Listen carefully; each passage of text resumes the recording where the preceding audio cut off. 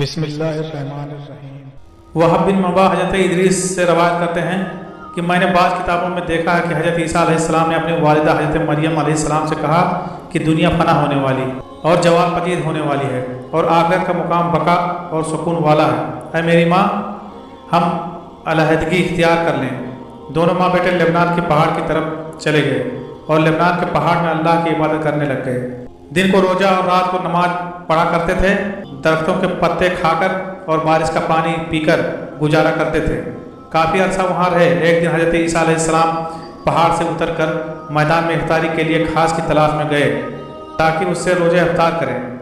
جب حضرت عیسیٰ علیہ السلام نیچے اترے، اسی وقت ملک الموت حضرت مریم علیہ السلام کے پاس پہنچ گئے اور کہنے لگے، السلام علیکم یا مریم الصائمہ القائمہ، اے روزہ رکھنے والی، اللہ کی بندگی کرنے والی مریم، تجھ پر اللہ کی رحمت ہو۔ حضرت مریم نے پوچھا، تو کون ہے؟ تیری آواز سے میرے رونگٹے کھڑے ہو گئے ہیں، تیرے خوف سے میرے ہوش و حواس گم ہو چکے ہیں۔ اس نے کہا کہ میں چھوٹوں پر رحم اور بڑوں کی تعظیم کرنے والا نہیں، اور میں روحوں کو قبض کرتا ہوں۔ حضرت مریم نے کہا، تو یہاں ملاقات کے لیے آیا یا جان لینے کے لیے؟ ملک الموت نے کہا، تو موت کے لیے تیار ہو جا اور سامان اپنے ہاتھ میں لے لے۔ تو حضرت مریم علیہ السلام نے اس سے کہا، کیا تو مجھے اتنی اجازت نہیں دیتا کہ مجھ سے پیار کرنے والا، میری آنکھوں کی ٹھنڈک اور میرا لخت جگر اور میرے دل کے باغ کا پھول آ جائے؟ تو موت کا فرشتہ کہنے لگا، مجھے ایسا حکم نہیں ہے، کیونکہ میں ایک فرما بردار بندہ ہوں۔ اللہ کی قسم، میں اللہ کے حکم کے بغیر ایک مچھر کی جان بھی قبض نہیں کر سکتا، اور اللہ تعالیٰ نے مجھے آپ روح قبض کرنے کا حکم دیا ہے، اور میں اللہ کے حکم کو پورا کرنے کے لیے یہاں آیا ہوں۔ اور حضرت عیسیٰ علیہ السلام نے واپس آنے سے دیر لگا دی، یہاں تک کہ عیسیٰ کا وقت آ گیا۔ جب حضرت عیسیٰ علیہ السلام گھاس ترکاری لے کر پہاڑ پر آئے اور اپنی والدہ محترمہ کو دیکھا کہ وہ خواب میں سوئی ہوئی ہیں، حضرت عیسیٰ علیہ السلام سمجھ گئے کہ وہ فجر نماز پڑھ چکے ہیں۔ گھاس ترکاری کو دیکھ کر محراب کے سامنے زیادہ رات دیر تک کھڑے رہے اور اپنی ماں کی طرف دیکھا اور نہایت عاجزی اور دردناک آواز سے پکارا، السلام علیکم، تجھ پر خدا کی رحمت ہو میری ماں۔ رات زیادہ گزر چکی ہے اور روزے دار سب افطار کر چکے ہیں اور نیک لوگ اللہ کی عبادت اور بندگی میں مشغول ہیں۔ آپ بھی نماز کے لیے اٹھیں۔ کیا وجہ ہے کہ آپ اللہ کی بندگی اور عبادت کے لیے آج نہیں اٹھیں گی اور نماز نہیں پڑھیں گی؟ پھر حضرت عیسیٰ علیہ السلام نے دل میں سوچا کہ کبھی کبھی نیند میٹھی اور اچھی معلوم ہوتی ہے، شاید آپ غلبہ نیند کی وجہ سے نہیں اٹھ رہی ہیں۔ محراب کے سامنے آ کر کھڑے رہے اور آپ نے کچھ نہ کھایا اور نہ پیا، یہاں تک کہ رات کے 2 حصے گزر گئے۔ آپ کا مطلب یہ تھا کہ آپ والدہ ماجدہ کے ساتھ مل کر ایک جگہ روزہ افطار کریں۔ پھر کھڑے رہے اور آواز غمگین اور دل اندو غمگین سے پکارا، السلام علیکم۔ جواب نہ ملا تو آپ لوٹ آئے اور محراب کے سامنے آ کر کھڑے رہے، یہاں تک کہ صبح ہو گئی۔ اس کے بعد آپ نے اپنا منہ اپنی والدہ کے چہرے پر رکھ کر روئے اور پکارنے لگے، السلام علیکم یا اماں، رات گزر چکی ہے اور صبح ہو گئی ہے اور نماز کا وقت گزر گیا ہے۔ آسمان کے ملائکہ اور جن ان کا رونا سن کر رو پڑے اور پہاڑ کانپ گیا۔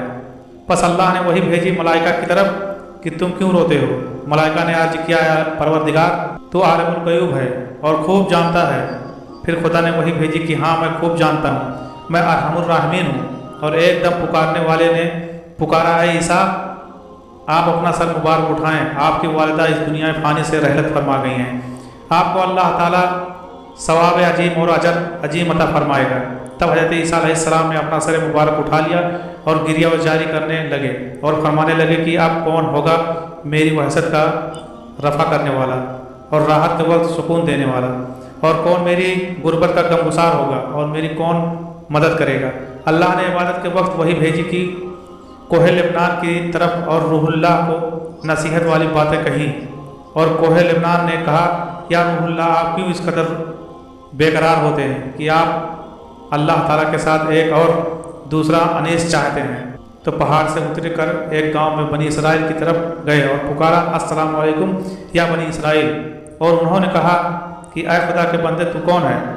تیرے حسن و جمال سے ہمارے سب مکانات روشن اور منور ہو گئے ہیں۔ حضرت عیسیٰ علیہ السلام نے فرمایا کہ میں روح اللہ ہوں، میری ماں سفر میں مر گئی ہے، آپ لوگوں سے اتنی التجا ہے کہ آپ مجھ کو میری والدہ مرحوم کے غسل اور کفن و دفن میں میری مدد کیجیے۔ تو انہوں نے کہا کہ اے روح اللہ، اس پہاڑ میں تو سانپ اور بچھو بھرے ہوئے ہیں، हमारे बाप दादा में से 300 बरस से कोई भी इस पहाड़ पर गया ही नहीं, हम कैसे जा सकते हैं। हज़रत ईसा अलैहिस्सलाम ये बात सुनकर पहाड़ी की तरफ लौट आए और वहाँ दो खूबसूरत जवान को देखकर सलाम किया और उन्होंने भी सलाम का जवाब दिया।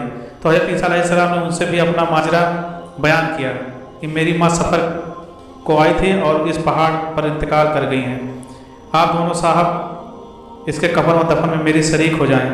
उन दोनों में से एक ने कहा, तू गम मत करो, ये नौजवान मिकाईल और इसराफील था।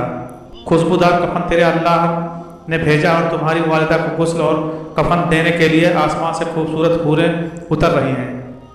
और हज़रत जिब्रील अमीन ने इनकी वालिदा की कब्र खोदी और जब हसद दस्तूर नमाज जनाजा पढ़कर मैयत को इस कब्र में दफन किया गया, उसके बाद हज़रत ईसा अलैहिस्सलाम ने कहा कि रब्बुल आलमीन तू मेरा हाल जानता है और मेरी बात को सुनता है, मेरा हाल तुझसे पोशीदा नहीं है।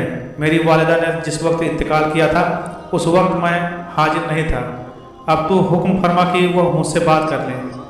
फिर अल्लाह ताला ने वही भेजी हज़रत ईसा अलैहिस्सलाम की तरफ। फिर अल्लाह ताला ने फरमाया कि मैंने उसको तेरे साथ बातें करने का हुक्म दे दिया है।